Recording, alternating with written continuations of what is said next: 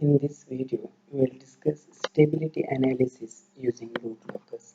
This is module 4, next chapter. So in the last module, we discussed stability analysis by using Routh-Hurwitz criterion.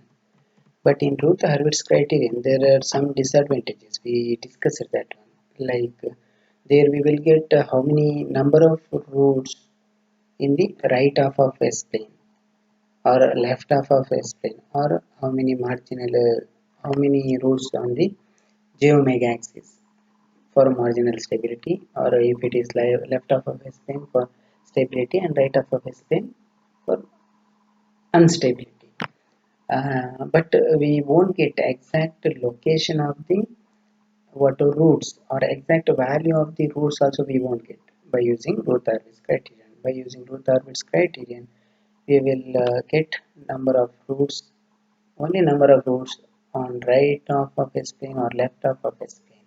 So that is a drawback. So here we are in this root locus method, we are going to find out the roots and where it will exist, and how many number of branches will approach to infinity. Everything we can check. So that is discussed here. The knowledge of moment of the closed loop poles with the small changes in the parameter of the system greatly helps in the design of any of the closed loop system. Such a moment of the poles can be known by the root locus method. This is introduced by W.R.A.1 in 1948. So the basic concept we'll discuss. For example, just to see this diagram 9.21, figure 9.21.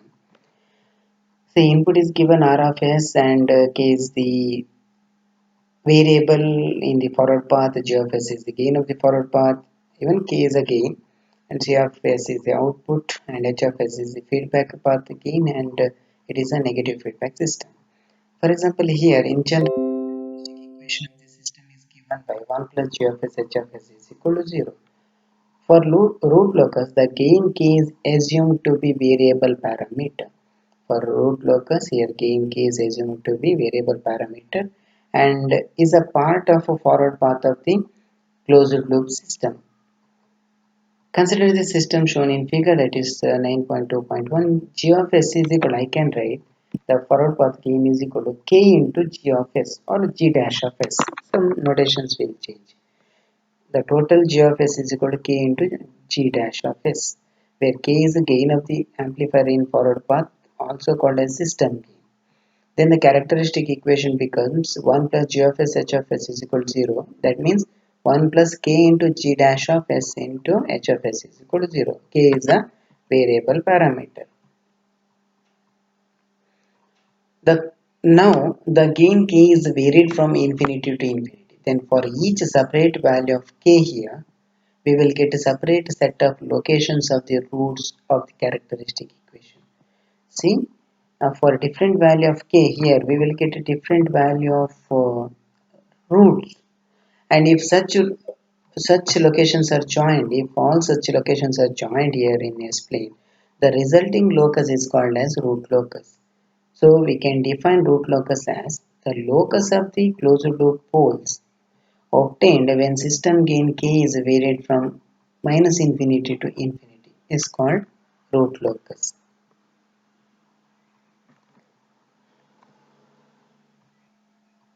Consider this example. Consider the unity feedback system with G of S is equal to K divided by S. Obtain its root locus. A very simple example to understand what is root locus here. The characteristic equation becomes now 1 plus G of S H of S is equal to 0. So here it is unity feedback H of S is equal to 1. So I will substitute and simplify 1 plus K divided by S is equal to 0 given. G of S is given. So if we simplify S plus K is equal to 0, we will get. Now the root S is equal to minus K. Now if gain K is varied from 0 to infinity, the location of this root is also going to change. Thus we will find out K is equal to 0, S is equal to minus K, we will get 0. If K is 1, S is minus 1, you will get. If K is 10, minus 10 you will get. If K is minus plus infinity, K is S is minus infinity, we will get. So now we will plot that one here in S plane or in a XY plane. So real axis and imaginary axis. So if k is 0, s is equal to 0. If k is 1, s is equal to minus 1 we will get. If k is equal to 10, s is minus 10, and so on up to infinity. So you'll get s if k is infinity, s is equal to infinity. So this is in the negative real axis we will get what graph. So that is called as root locus. Next we will see rules for construction of root locus. So some eight rules are there. We'll see one by one. In the rule number one, the root locus is always symmetrical about the real axis, and the roots of the characteristic equation are either real or complex conjugate or combination of both. Therefore, their locus must be symmetrical about the real axis of the S-plane. So in the rule number one, they are saying so we'll get a roots and it may be real or it may be complex and it is a symmetrical also. So in rule number 2, let g of s h of s is equal to open loop transfer function of the system. Then p is equal to capital P is equal to number of open loop poles, and they are saying z is equal to number of open loop zeros.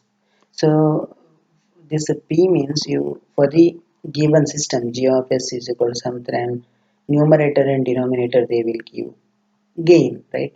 That the numerator roots are called as zeros and the denominator roots of that is equation g of s is called as poles.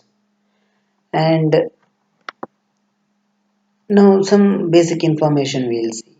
If p is number of poles is greater than number of zero, then number of branches is equal to p, which is greater than.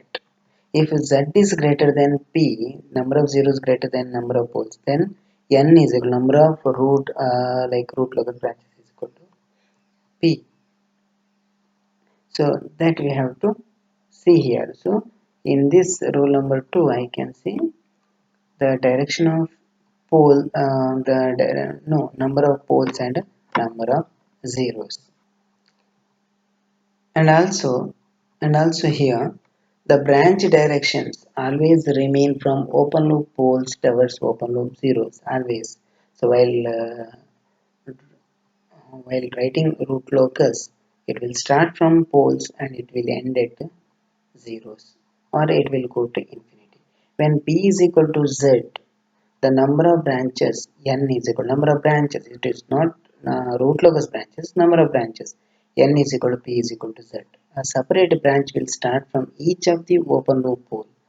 Always any number of poles present, if present, then the number of branches will start from each of the pole, and while it terminate at available each of the open loop zeros. So I told the branches will start from poles and it will end up with the zeros.